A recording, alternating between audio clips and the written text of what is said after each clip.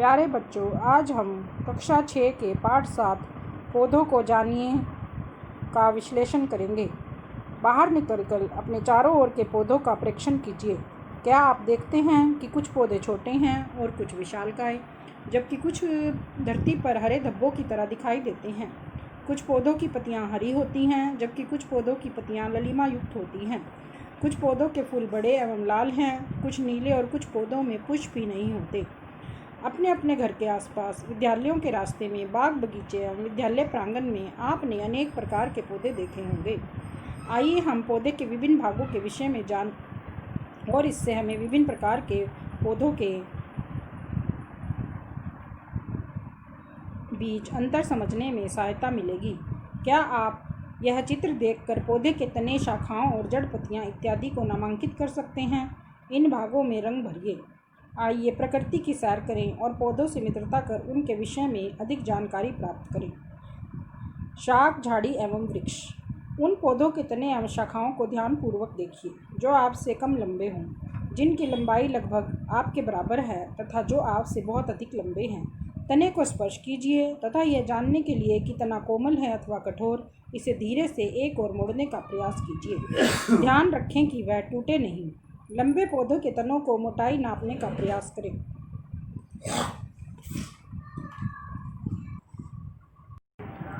हमें यह भी जानना चाहिए कि शाखाएं भूमि के पास तने के आधार से अथवा कुछ ऊंचाई के बाद निकलती हैं।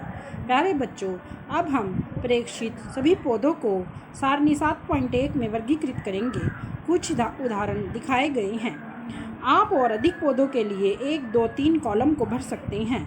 इस अनुच्छेद के बाद के अंश को पढ़कर कॉलम 4 को भरें, जिसमें आपको पता लगेगा कि टमाटर, आम और नींबू, शाख, वृक्ष और झाड़ी किस प्रकार हैं। इन लक्षणों के आधार पर हम अधिकांश पौधों को 3 संवर्गों में वर्गीकृत कर सकते हैं। ये वर्ग हैं शाख, झाड़ी एवं वृक्ष, जैसे कि चित्र 7.3 में दर्शाया गया है। हरे एवं कोमल तने वाले पौधे शाख कहलाते हैं। वे सामान्यतः छोटे होते हैं और अक्सर इनमें शाखाएं नहीं होती। प्यारे बच्चों, कुछ पौधों में शाखाएं तने के आधार के समीप से निकलती हैं। तना कठोर होता है परंतु अधिक मोटा नहीं होता। इन्हें झाड़ी कहते हैं। कुछ पौधे बहुत ऊंचे होते हैं तथा इनके तने सुदृढ़ एवं गहरे होते हैं। इनमें शाखाएं भूमि में अधिक ऊंचाई पर तने के ऊपरी भाग से निकलती हैं। इन्हें वृक्ष कहते हैं। उपयुक्त अभिलक्षणों के आधार पर क्या आप सूचीबद्ध पौधों को वर्गीकृत सारणी 7.1 में कॉलम 4 को भर सकते हैं। पहेली जानना चाहती है कि मनी प्लांट, सेम, लौकी, अंगूर के तने किस प्रकार के हैं। इनमें से कुछ पौधों को देखिए, वे शाख, झाड़ी, पेड़ से किस प्रकार भिन्न हैं। आपके विचार में इनमें से कुछ को ऊपर चढ़ने के लिए सहारे की आवश्यकता क्यों पड़ती है। कमजोर तने वाले पौधे सीधे खड़े नहीं हो सकते और वे भूमि पर फैल जाते हैं। इन्हें विसर्पी लता कहते हैं, जबकि कुछ पौधे सहायता से ऊपर चढ़ जाते हैं। ऐसे पौधे आरोही कहलाते हैं। ये शाख, झाड़ी और पेड़ों से भिन्न होते हैं। संभवतः आप अपने विद्यालय अथवा घर पर कुछ पौधों की देखभाल करते होंगे। अपने घर अथवा विद्यालय में पाए जाने वाले वृक्ष, झाड़ी अथवा विसर्पी लता के 2-2 पौधों के नाम लिखिए। प्यारे बच्चों, अब हम तने के बारे में पढ़ेंगे। तना। अपने आसपास के पेड़ पौधों को देखें, उनके तने पर पाई जाने वाली विभिन्न संरचनाओं एवं भागों को देखें। वो अपने अवलोकन को तुलना अपने साथी द्वारा लिए गए अवलोकन से करें। आपने क्या देखा? तने में पत्तियां, शाखाएं, कली, फल एवं फूल होते हैं। आप इसके लिए क्रियाकलाप कर सकते हैं। एक गिलास लीजिए, जिसमें एक जल डालिए, लाल स्याही, शाक्य पौधा तथा एक ब्लेड। गिलास को 1/3 जल से भरें।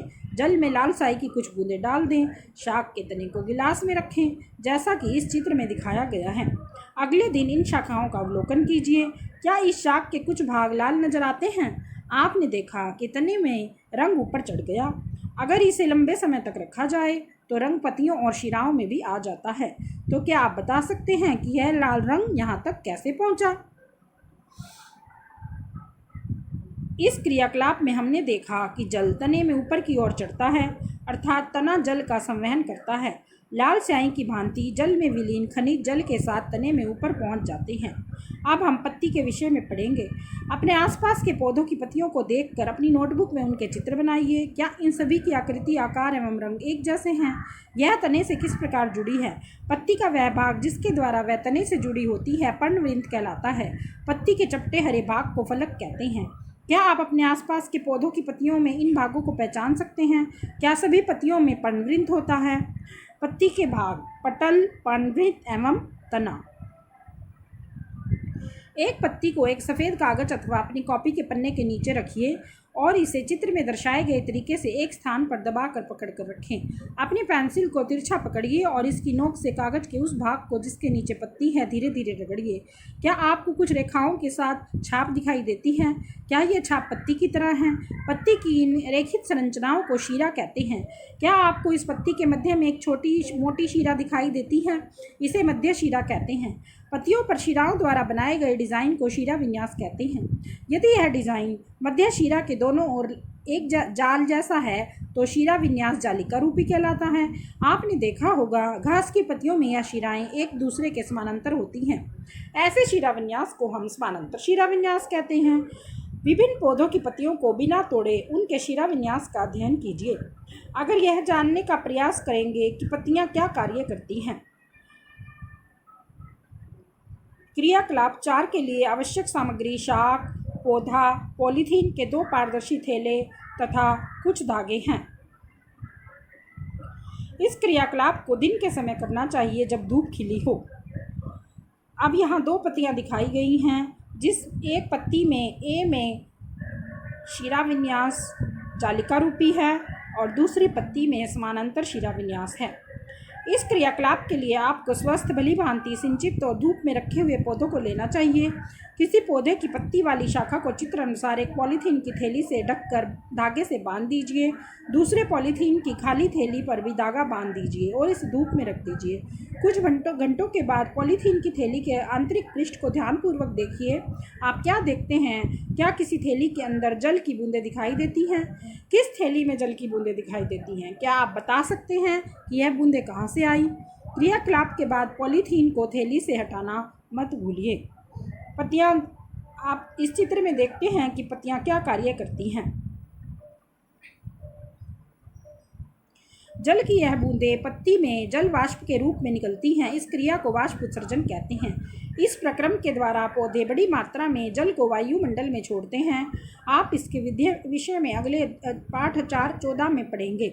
हमने पत्तियों के ऊपर थैली को क्यों बांधा? क्या पौधों के वाष्पोत्सर्जन से निकलने वाले जल वाष्प को हम अन्यथा देख पाते हैं? अध्याय 5 के उन क्रियाकलापों के विषय में स्मरण कीजिए जिसमें जल विभिन्न अवस्थाओं में बदल जाता है। क्या आप इसके नाम बता सकते हैं? उस प्रक्रम का नाम बताइए जिसके कारण जल बूंदों के रूप में पुनः पॉलीथीन की थैली पर दिखाई देने लगता है। पत्तियों का और भी कार्य है, आइए इसका अध्ययन करें। क्रियाकलाप 5: आवश्यक सामग्री: पत्ती, स्प्रिट, बीकर, परख नली, बर्नर, जल, प्लेट एवं आयोडीन विलेन। परख नली में एक पत्ती रखिए और उसमें पर्याप्त मात्रा में स्प्रिट डालें जिससे पत्ती उसमें पूर्णतः डूबी रहे। अब इस परख नली को जल से आधे भरे बीकर में रखिए। बीकर को उस समय तक गर्म करते रहिए जब तक पत्ती से हरा रंग पूर्णतः बाहर नहीं निकल जाता। अब पत्ती को परख नली से सावधानीपूर्वक बाहर निकालकर जल से भली भांति धोएं। इसे प्लेट में रखकर आयोडीन विलेन की कुछ बूंदें डालें। आप क्या देखते हैं? आपने परीक्षण की तुलना अध्याय 2 में खाद्य पदार्थों में विभिन्न पोषक उपस्थिति का परीक्षण के समय किए गए परीक्षण से कीजिए। क्या इसका अर्थ है कि पत्ती में मंड है? अध्याय 2 में हमने देखा था कच्चे आलू में भी मंड उपस्थित होता है। आलू में यह मंड पौधे के अन्य भाग से आकर एकत्रित हो जाता है, परंतु पत्तियाँ जो हैं वो प्रकाश और हरे रंग के एक पदार्थ की उपस्थिति में अपना भोजन बनाती हैं। इस प्रक्रिया में जल एवं कार्बन डाइऑक्साइड का उपयोग करती हैं। इस प्रक्रम को प्रकाश संश्लेषण कहती हैं। इस प्रक्रम में ऑक्सीजन निष्कासित होती है। पत्तियों द्वारा संश्लेषित भोजन अंततः पौधों के विभिन्न भागों में मंडल के रूप में संग्रहित हो जाता है। प्यारे बच्चों, अब तक हमने जो क्रियाकलाप किए उसमें हमने देखा है तना पत्ती को जल पहुंचाता है। पत्ती जल का उपयोग अपना भोजन बनाने के लिए करती हैं। पत्तियों से जल की कुछ मात्रा का हम वाष्प उत्सर्जन द्वारा होता है। तने और पत्ती को जल कैसे प्राप्त होता है, यह कार्य जड़ करती है। अब हम जड़ के विषय में पढ़ेंगे। प्यारे बच्चों, इस चित्र में दिखाया गया है पहेली और बूझों में कौन अपने पौधों को अनेक प्रकार से जल दे रहा है और क्यों।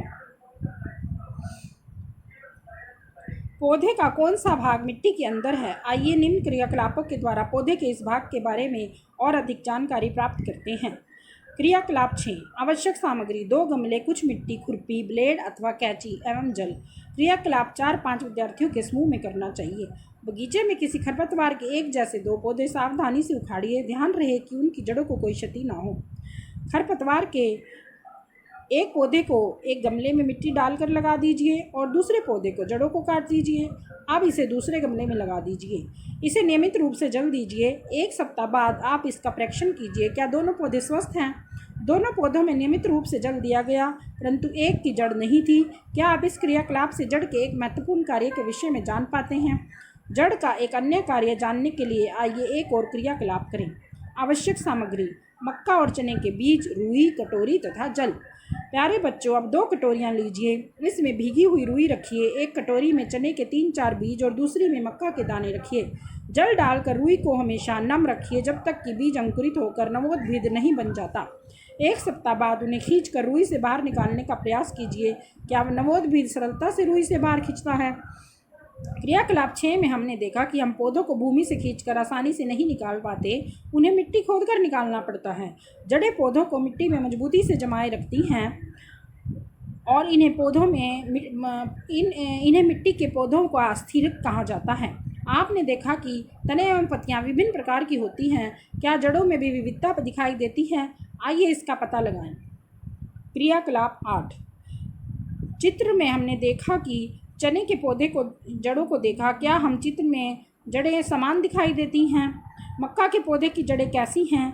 जड़ों की आकृतियों के चित्र के साथ मिलान कर खाली स्थान में मक्का अथवा चना लिखिए।